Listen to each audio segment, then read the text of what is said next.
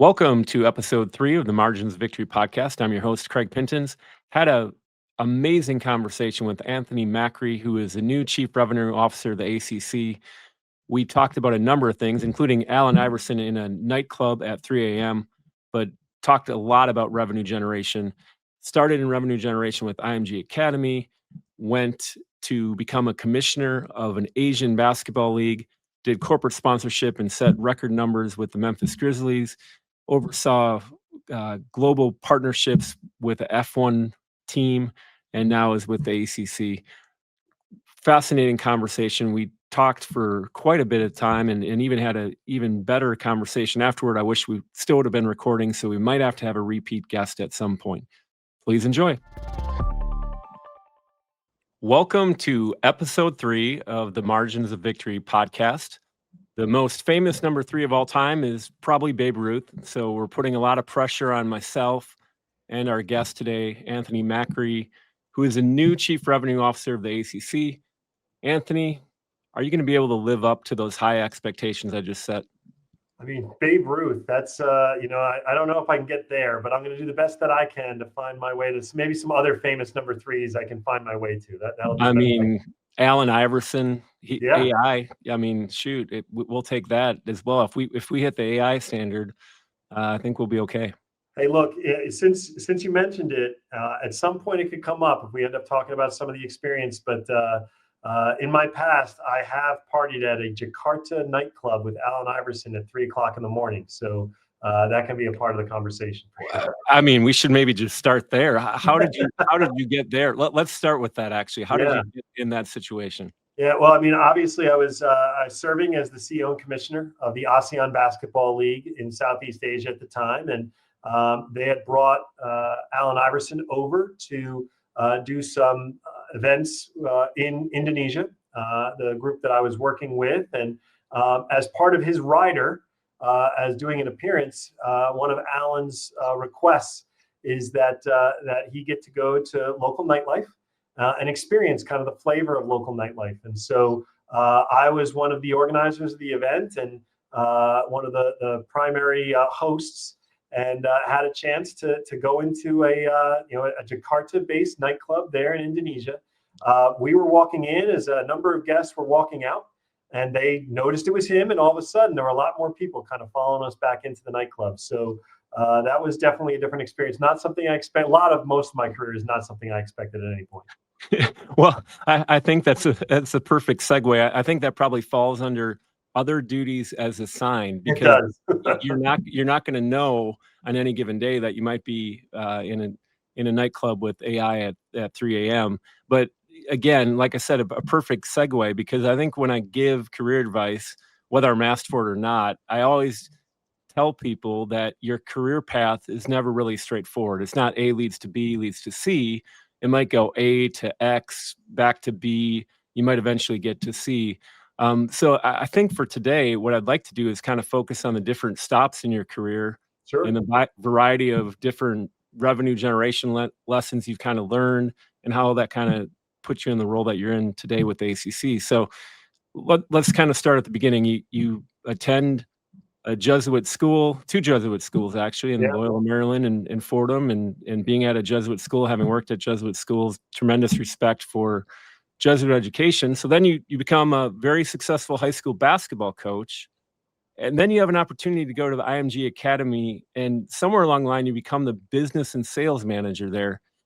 At that point, had you had any sales experience at all before they thrust you into that position? Not direct sales experience. So when I was coaching, my academic degrees have nothing to do with sports or with business or anything along those lines. My academic degrees are in philosophy and theology and a minor in political science. So, and then my master's degree is in systematic theology. I thought I was going to become an academic.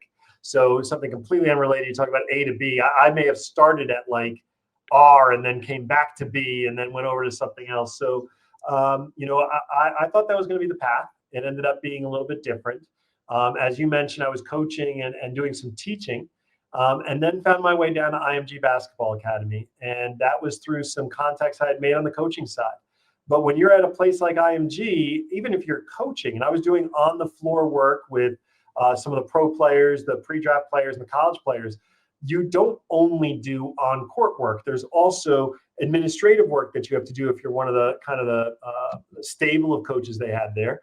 And in my role, they wanted me to handle some of the business operations. And you said, like, where's your kind of sales background? Well, my time coaching and teaching at a high school prior to going to IMG also involved a fair amount of recruiting. I was at a small private high school just north of Baltimore, John Carroll School, and in the state of Maryland, you can recruit at the high school level in the private school world. And so we were recruiting, and I tie that back to what sales is, because functionally, the same kind of job that a seller has to do in selling IMG, you're doing when you're recruiting a younger athlete and their family. You're explaining, here is where you are right now. This is where you want to be. Here's a gap between where you are and where you want to be. And we have a solution that can serve that gap. And whether that be recruiting a player to come and play with us at John Carroll, or recruiting an athlete to come to IMG and take advantage of the full suite of opportunities that IMG can provide, in both those cases, you're still selling. And so I didn't have formal sales experience until I got to IMG. It was more informal, but I really cut my teeth in a formal sales way when I was at IMG. How do you think that actually helps you? Because I think far too often, kind of in that sales track, and I'm sure you've seen this throughout your career, people have only done that. And so they only know one way to do it. Going into a role where you don't necessarily have that institutional knowledge of what you exactly should be doing, you just kind of translated it from your experience. How did that make you a little bit better? I think in two things, and actually I say this sometimes, and it's people ask me, like, what do your degrees have to do with what you do now? And one of the advantages, not only of a Jesuit education in two different places, but of degrees in philosophy, theology, and political science, is you really learn how to read and how to think critically and how to ask the right questions. And so those kind of things, I think, are translatable skills regardless of the profession, and particularly the case in sales. Because I think that sales is not about features and benefits and being able to explain why a customer should do a certain thing. It's about asking the right questions to get the that potential buyer to say, I hadn't thought about it that way. And then you go on a journey together. So, the experience that I had in selling, I was able to go back and then teach myself how to sell.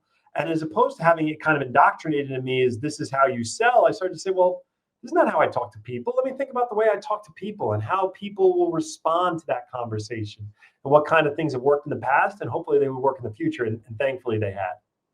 Well, I think the Jesuits would be really proud of your use of your Jesuit education, because again, that is kind of the tenet of it. And again, fascinating background to even get to that point. So you go from IMG to then becoming a commissioner. Yeah. And correct me if I'm wrong of the pronunciation. We talked about it ahead of time, but I said I was going to screw it up. ASEAN Basketball League. All right. You got it. You nailed it. Yeah. So how did that come about? And then what was that? Had to be a fascinating just role and opportunity. It was, yeah. So I mean, look, I think that any role in any industry, and certainly the case in sports, it's as much about who you know as it is what you know, right? And one of the folks that I got to know really, really well when I was at IMG was a player agent who had a number of players that had come, and this is pro players that were spending time with us at IMG, and I got to know him pretty well. And he actually left his agency and started a group that would invest in professional sports teams. And one of the teams that they made an investment in was the Philadelphia 76ers. And that was when Harris and Blitzer kind of came in as the owners of the 76ers. But a minority investor in that ownership group was an Indonesian billionaire named Erick Thohir. And Eric owned himself a professional basketball league based there in Jakarta. Headquarters were in Jakarta. But they had 8 teams in 6 countries. It was only about a year and a half old. And they had kind of gotten it off in a few places. I would say they made some errors in the way they thought through how to structure the league. And those errors were compounding. In other words, if they continued with them, it was going to become more and more of an anchor on league operations. And so he asked the gentleman who put together the ownership group, do you know anybody who can come over and help us think about this league the right way? And I guess I had gained the trust of some folks, including that former player agent. And he said, hey, would you go over there and just take a look at it and see what you think, and maybe offer some advice. And the idea was I was going over there as a consultant. I arrived, I did a 10-day kind of tour of duty in Southeast Asia. I visited a few different countries, saw different teams, met some different team owners. And at the end of the 10 days, I gave Eric a quick, kind of snapshot. This is the way I think. Here are some of the challenges. I think he knew some of those challenges, but not just the challenges, but how you might be able to, kind of reconcile those challenges. And Eric said, look, I don't want you to consult to the league. I'd like you to run it.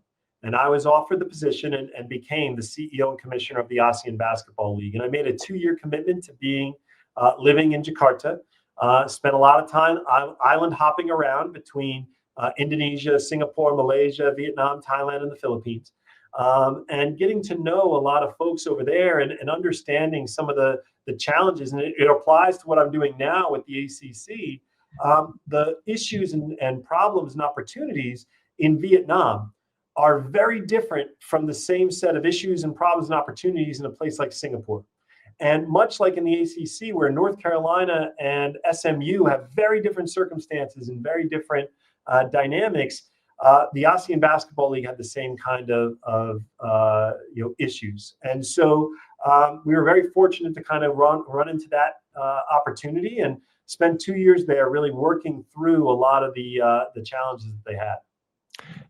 One of the things I find interesting about especially foreign sports in general, or foreign leagues, I should say, are some of the team names. They actually are sometimes very sponsor based. I mean, in the actual team name, we're concerned about jersey patches and different things that now the NCAA is allowing us to do, whereas in other countries you can just do that. So what was that like in terms of from a sponsorship standpoint?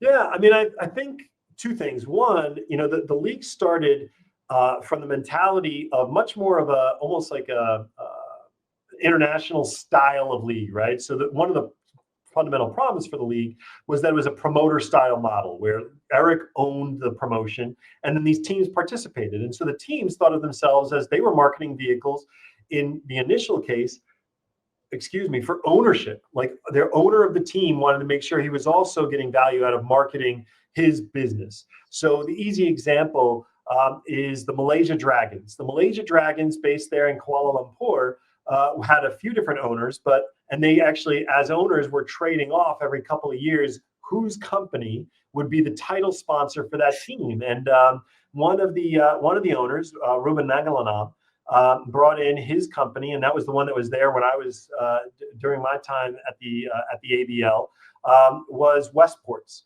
So his family owned one of the ports of Malaysia.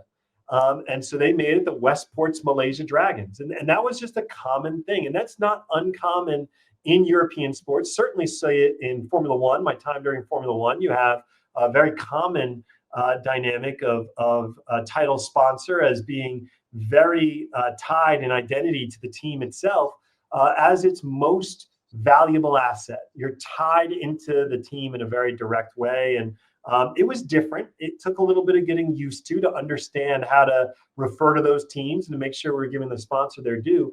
But it works. And quite frankly, it was really valuable inventory for them and a way to tie a brand in a really unique capacity to the team and what it was trying to accomplish on the court.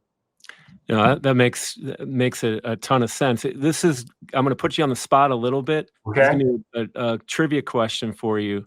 There is a current NFL team that had origins as such. Their nickname was based off that. Can you name that team? I cannot. I have another story for you, though. We'll see if we can get it back. All right. So the team would be the Packers because they were actually the Acme Packers to start with. Okay. And they just kind of kept the moniker. There might be other examples.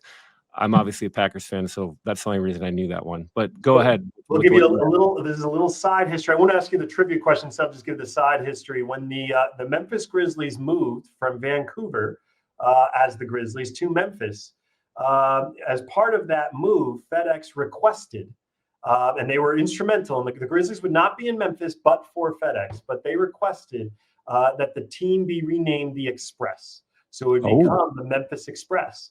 David Stern at the time said, we are not interested in the NBA in corporate identification for our teams. So he would not allow it. However, there may or may not be a provision in the relationship between FedEx, or there may not have been in the original naming rights relationship for FedEx Forum, that kind of asked from time to time for the Grizzlies to petition the NBA to potentially change the name. Now, I will say, in my time at the Grizzlies, no one at FedEx ever brought it up, because I think everyone has adopted the Grizzlies as the name for the NBA team there in Memphis. But that was a consideration at one point in the past. Well, look, if it was college athletics, you would just sue to try to get the name for Memphis Express. I mean, clearly there are some roots there, making the legal argument. I mean, that was the name of the USFL team, the Memphis Express, which is where Reggie White started his career. So, look, I mean, I wouldn't even brought up the FedEx thing. It's just like, we're trying to honor the history of Memphis professional sports. Yes. Clearly. Yes. Well, in the end, I will say, having worked at the Grizzlies for 10 years, there are no Grizzly Bears in Memphis, but the Grizzlies are a beloved institution now in that city, and I don't think anybody would stand for changing the name at this point. No, it is kind of hard to change the name. I mean, people freak out enough when you change any kind of logo or colors or anything like that. So changing a name would be kind of verboten. Let's talk about the Grizzlies, though. You had a tremendous run there, really increased sponsorship to the point where it was one of the top performing NBA teams from a sponsorship standpoint, and you kind of did that through a lot of using analytics to really do that. And I know when you came in, I've read about it, heard you speak about it before, you kind of prioritize partnerships that can grow over time, but you also took a hard look at the existing sponsorships. What was that process when you came in like? Because I think there's a lot of people listening that might be stepping into a new role. This is the way we've always done it. You kind of broke that pretty early. Talk about that when you first got there. Yeah, I think the situation of the Grizzlies was really interesting, because obviously I came in the middle of what was at the time a 7-year playoff run. So the team was really successful on the court. This was during the heyday of Mike Conley and Marc Gasol and Zach Randolph, Tony Allen, this core four that established the grit and grind identity of the Grizzlies. That was a national identity. People knew that. If you were a basketball fan, you knew you were going to kind of hit the Grizzlies, and it was this grit and grind game. It was going to be defensive first, and it reflected the blue collar nature of Memphis as a town. And so those parts were actually, they were inbuilt. I didn't have to do anything with that. What we did have to understand was that for a number of years, the Grizzlies had been sold in a way that reflected their status as a small market, and not thought of as a way to tell your story in a bigger way for brands. And so just looking at the partner roster, they had, when I arrived, over 120 partners on the roster. That's way too many for an NBA team. You don't have the assets to really tell storytell meaningfully to 120 partners. Compound that with the fact that I would say 80+% of those deals were 1-year deals. And so instead of finding ways that they could grow with new partners and finding new opportunities, they were constantly in renewal mode. They were thinking through, how do we bring that partner back? How do we bring them back? How do we bring them back? And it put them in a position where they were kind of spinning a wheel, right? And so what we said is, how can we understand our space in the marketplace and be able to deliver results for these brands that are above and beyond what they might otherwise expect, and get them to invest at a level that was, in line with what those expectations would be. So what we were able to do from the very beginning was say, what are our benchmarks? What are the things we're aiming for on a category by category basis? And thankfully, this is a place where I think the NBA, quite frankly, just does it better than the other professional leagues in the US. We had access to a fair amount of data from our counterparts around the league. And we could see what, for example, the Oklahoma City Thunder were doing in the grocery category. We could also see what the Atlanta Hawks were doing and what the Portland Trailblazers were doing. And that would inform the way we would think about that same category in our circumstances, recognizing, by the way, that we're not one of the bigger markets in the NBA. We're, in fact, the smallest market in the NBA. So we had to adjust those expectations a little bit, given our market size and the kind of audience that we could command. But at least that gave us something to shoot for. And so, in a given example, we had a partner with we had a partnership with a very well-known chicken fast food QSR, and that was Chick-fil-A when I came in, and they had a phenomenal deal for Chick-fil-A. The local franchise owners had kind of what we would assess. They were spending a decent amount, but we assessed that the value of their deal in assets, based upon our peer markets and what those relationships were worth, that they were getting about roughly double in value what they were investing. And we had to have really tough conversations with a number of brands to say, guys, I'm sorry, this doesn't work. And it doesn't work for us to really continue to grow and to be competitive on the court, and otherwise to have you investing at a number that's lower than the value of what we're providing. And those kind of conversations were very difficult, but they were informed by data. It wasn't just us, we think you're not paying enough. It was informed by data. We could show them the data, and we actually invited them, and not just them in that individual circumstance, but a number of our partnering brands. We invited them to talk to their counterparts around the country and say, hey, talk to them and find out how much they're investing, because you're going to find that we're still a really good deal at this alternative investment. And thankfully that actually did prove to be true, and we got a lot of those partners back over time. Well, that's a great lesson in analytics and how it can really inform your ask. I think that's definitely something that people don't do enough research on prior to just going out there to market with something. In that vein, do you think that people actually put ceilings on their organizations and don't think big enough? Is there a lesson in that somewhere in here? Yeah, I mean, I'll just apply it very briefly to the college space specifically.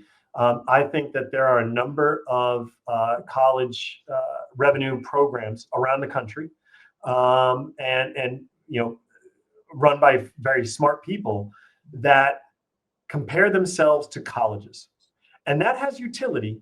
But there are a number of programs that could compete from a revenue perspective with any pro team in a similar market.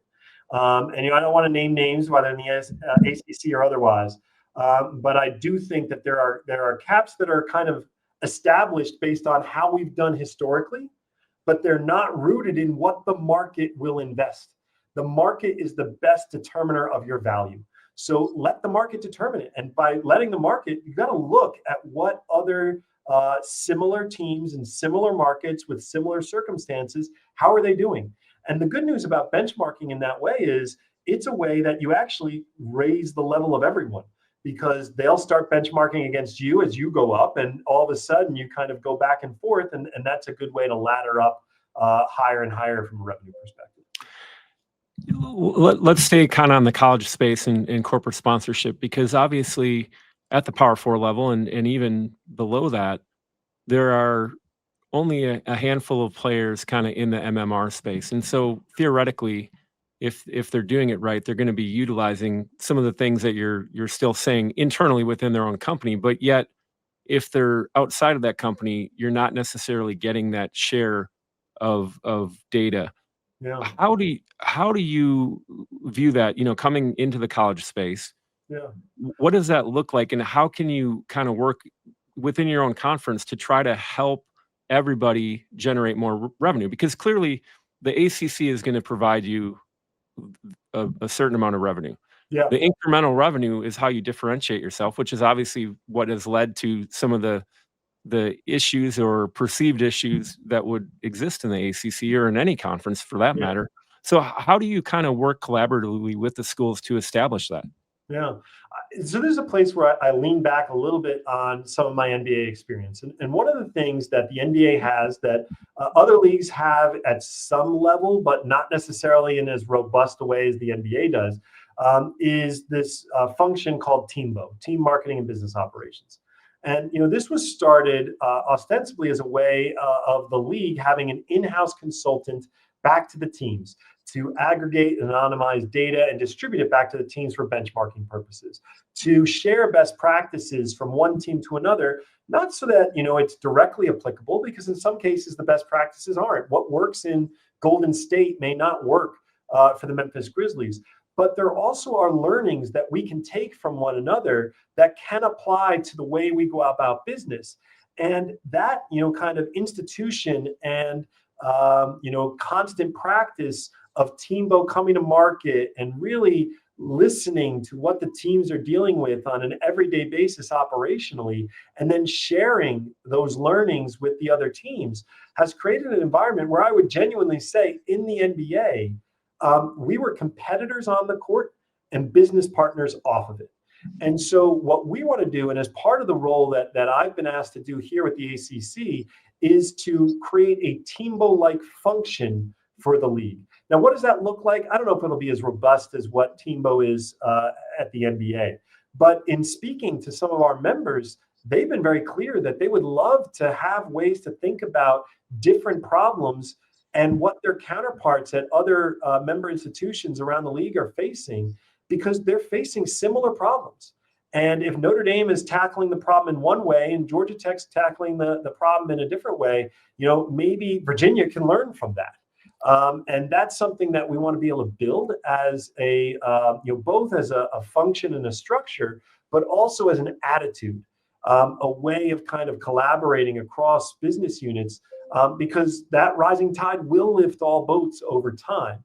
And I do think that there is an eagerness and an appetite for it in speaking to the members, both the ADs and their CRO or external equivalent, and having a conversation around. They'll say individually, I really want to be able to have more interface and more collaboration with the other teams. I'm just not certain if they're saying it to one another. And my job is to be that connective tissue to help them to say it to one another.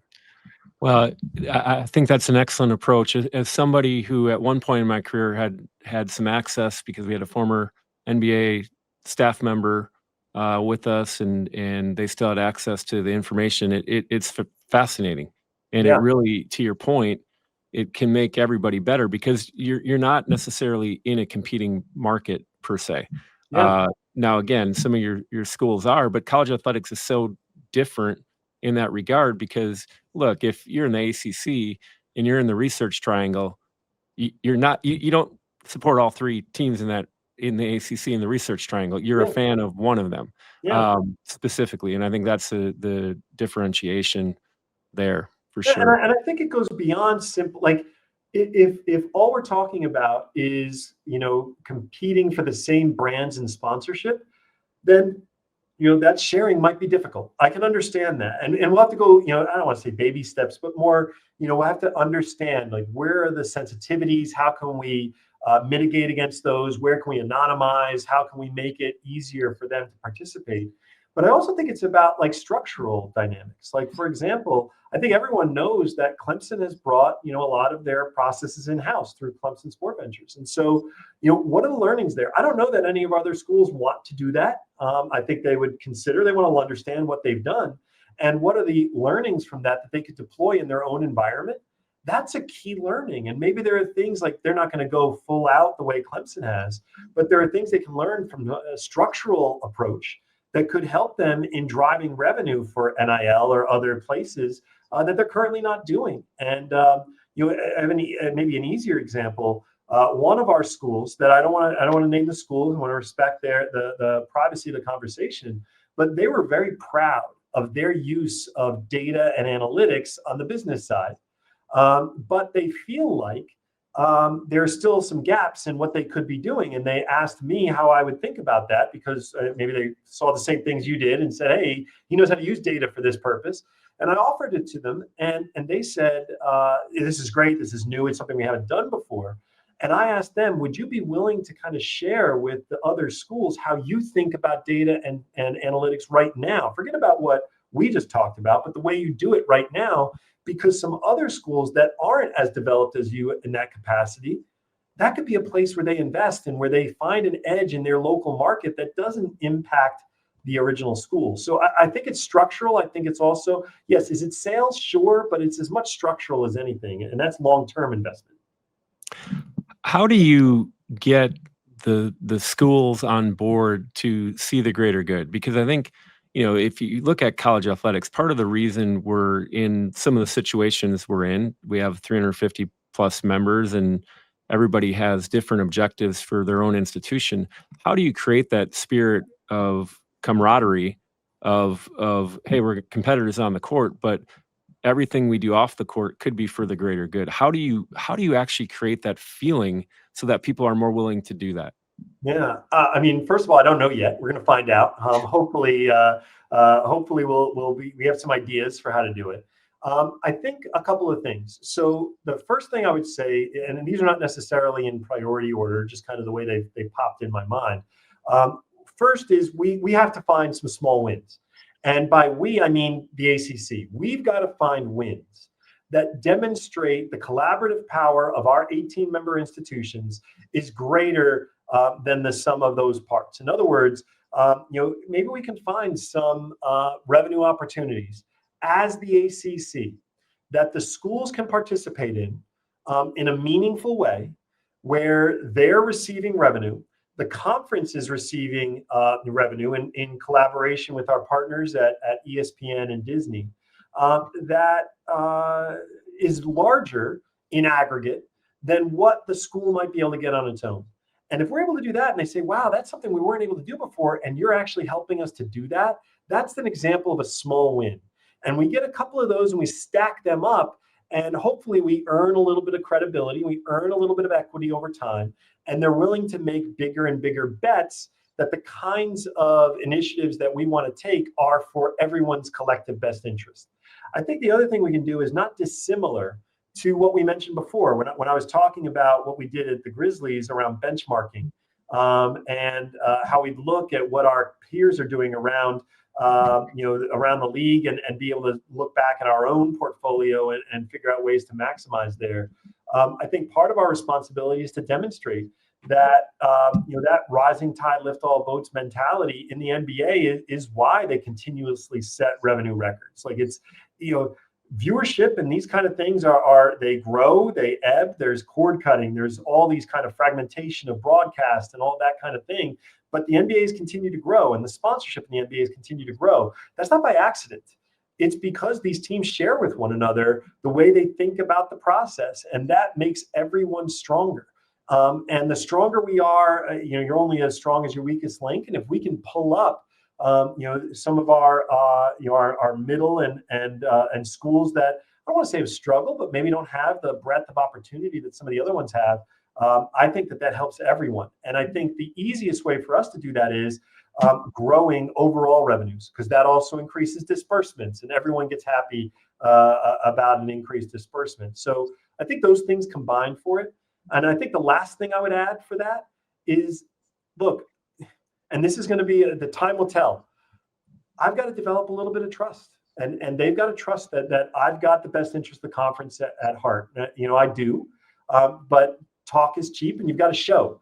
And so going out onto campus and being a real listening post for them, and offering thoughts. And ultimately, one of the things I've said to every school that I've spoken with, the best advantage of having me in this position, and the commissioners made it clear throughout the process of me coming on board, and other folks on staff here at the ACC, they wanted someone who came from the pros, because in the pros, we've made a lot of these mistakes already. So the schools can have the benefit of learning from my mistakes before they make them. And if we're able to do a little bit of that, I think we're all ahead in the end. Yeah, no, you bring up an interesting point. I've always felt, especially on the external side, that very often the professional leagues might be borrowing somewhat from the corporate world, and it kind of filters in how do we adapt it to make it work in professional leagues. And college was always probably 2 to 3 years behind whatever was happening professionally. It's like, oh, somebody thought, well, maybe we should try that. Yeah. And it kind of is filtered that way. So it's very interesting you say that. Do you feel like that college athletics is a little different in the affinity that people have? And certainly there's diehards of professional teams, but you almost have this built-in affinity Yeah. by association that you might not have in a professional team. Do you think that's true? I mean, from the outside looking in, and now that you've been kind of exposed to it a little bit? No, I definitely do. I think you've got so, and let's use, because I was at the Grizzlies for the period that I was, let's use that as an example, right? So the Grizzlies moved to Memphis in 2001 or so, something like that. And, there were some questions when they first moved. They're going to stay. How's that going to work? And, as I was at the Grizzlies during my time there, and even now, you're only now starting to see the generation that grew up. They were kids as Grizzlies fans when the Grizzlies were first there. Now they're finally reaching an age where they can spend money, right? So it's a different kind of ecosystem in the pros, and it's largely localized. It's largely regionalized. Some of the big brands, the Lakers and the NBA, the Yankees in baseball, the Cowboys in football, they transcend their location, right? They're a national or global property. But in college, it's different, because every single year, each of our universities is turning out X number of alums they're built-in fans. And they're not only fans, but often they're having families and their kids become fans. And so it's kind of its own culture that's built in that way. And it's not regionally located. It's not like North Carolina only has fans in and around Chapel Hill. Like, that's just not the case. And it's this case for, all of the schools on our roster that they have, fans all over the world, quite frankly. And so part of the opportunity is better understanding that fan base, understanding how they make purchase decisions, and then being able to communicate back with them, build in that avidity so we can know and grow our fan base.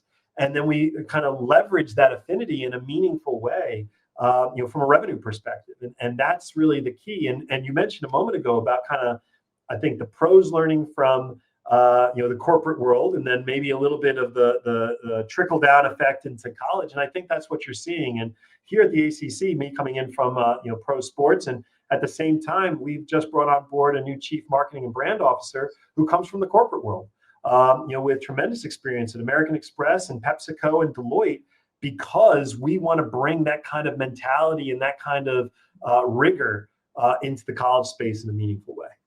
No, that makes a lot of sense. I mean, you're essentially fast tracking that timeline that I mentioned earlier. One other thing I think that's starting to creep into college athletics, you see it in the headlines all the time, is private equity. Yeah. And obviously, you probably have a lot more experience with private equity than the average college administrator at this point, having based on your experience with Formula One and even your experiences before that. In just the simplest terms, explain it to people. What would it mean for college athletics? And I guess what would schools or conferences under that type of scenario be giving up? Yeah. It obviously, the answer is it depends, but I'll try and give the easy answer. And you mentioned I came into my experience at BWT Alpine Formula One team as part of a private equity investment from Otro Capital and Redbird Capital. And I was charged with kind of launching and leading the U.S. commercial operation for Alpine. And there is a lot of not just noise, but real activity in the private capital space and college sports generally, at both the school level, the institution level, the conference level, and then ancillary businesses and everything that's kind of around the ecosystem. The way I would describe it is maybe to describe what it's not. If you read a fair amount, if you're kind of familiar with the kind of the I don't want to say the history, but kind of the rap or the reputation that maybe private equity has in general business, it's a lot of private equity group buys a company, breaks it apart, and sells it off in order to kind of like take advantage of selling it off. That's not the way that over the last few years that private equity has operated, or that capital, just kind of institutional capital, has operated in sports generally. Instead, in sports, the reality is that these, whether it be a private equity group or an investment bank or something along those lines, what they see in these, maybe in the college space and institutions or in conferences, is that there's inefficiencies in the system. There's a lack of, and as you mentioned, maybe it's lagging behind 3, 4, 5, 10, 15 years, whatever it is, in certain operational kinds of dynamics. And the capital is there to help catch up as quickly as possible to modern ways of going about structuring a business. And that will allow, whether it be at the institutional level or the conference level or otherwise, them to operate really efficiently, to recognize revenue more quickly, and to build value much more quickly. And so the idea behind institutional capital in college sports is to act as an accelerator to catching up to real growth. That's the theory. Now, what are you giving up? That really depends. Are we talking about debt, where you're kind of leveraging potential future revenues to make something right now that can grow bigger over time? Are you giving up equity, where a share of those future revenues and future value is being purchased by a third party? The real key, and I think some folks have said this of late, that's the most important thing when it comes to thinking about any kind of institutional capital in any venture, but certainly in sports and in the college space, is you have to start with the end in mind. What are you trying to accomplish? And what are you willing, as you mentioned, to give up to get what you're trying to accomplish?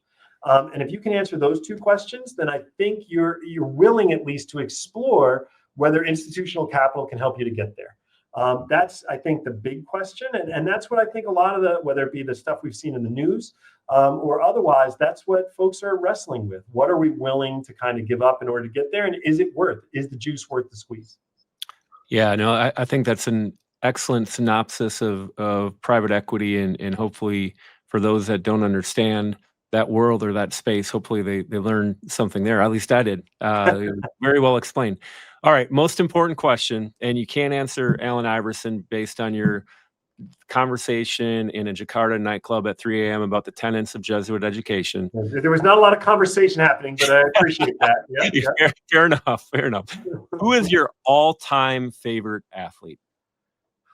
This is really tough, and it's really tough. So when I grew up playing basketball. It's going to be a basketball player. There's no way it's not going to be basketball. I grew up playing it. I coached it. I had the good fortune of coaching at a pretty high level.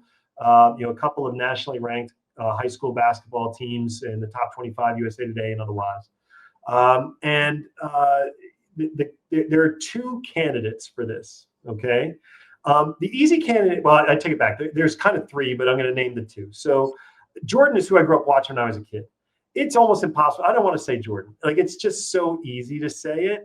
But I'm also a Knicks fan growing up. I grew up inside New York City, and ripped our hearts out as a fan of Patrick Ewing and Charles Oakley and John Starks and that whole group. So I'm not going to use Jordan. That's the easy one. When I was in high school, though, I was functionally a contemporary of Kobe Bryant. And Kobe was the guy, right? Like, he was, just this, the next Jordan, if you will, and the one who kind of lived up to it. And, just a tremendous amount of love for the way he approached the game and just his attitude about it, and the killer mentality and all of those kind of things. At the same time, my coaching career was spent more following LeBron. And this guy who had the weight of the basketball world thrust on his shoulders and somehow lived up to the hype, because there were a lot of guys who did not live up to the hype, but somehow did it. So it's a toss-up for me between Kobe and LeBron. For an edge, I'm going to give it to Kobe because, like I said, contemporary and a guy that I never played against him. But was close enough to kind of be, a witness to it. And so I'll give it to Kobe for the purposes of right now. And also because LeBron, is sitting out right now with now he's an old man like me, so it's like a different dynamic. So. Well, okay, so you're a basketball guy. You go with Kobe, kind of your contemporary. Yeah. If you would have played against him, how do you guard him? I mean, probably feign an injury. Yeah, that's a good strategy. Yeah, there are a number of guys that there are guys that didn't make it. One of the stories I tell is I had a game. It was a preseason game my senior year. We played against St. Anthony's of the Bob Hurley senior fame. Absolutely. One of the greatest high school teams ever. And we played against them, and they had a guard that ended up playing at Georgetown. His name was Anthony Perry, who you may or may not remember played for the Elder Thompson. And he had shown up late for the scrimmage that day. It was a preseason game. He'd shown up late. And so they put him on the second unit that day. And, lo and behold, it happened to be me who had to match up with Anthony Perry. And, I think I took a step to close out, and Anthony Perry was at the rim before I think I put my lead foot down. So how would I guard Kobe Bryant? Probably feign an injury. I think that would be my best bet at actually being able to contain. I think that's probably a excellent strategy. Well, thank you, Anthony. Again, on the Venn diagram of careers, you are right in the middle with a dot all by yourself, and it's so small you can't even see it because your experiences are fascinating. Thank you for being a guest on the Margins of Victory podcast. And remember that life is a game of inches, so is revenue generation. And on this podcast, we fight for that inch. We need to every day. Thank you very much for having me. I appreciate it. Thanks.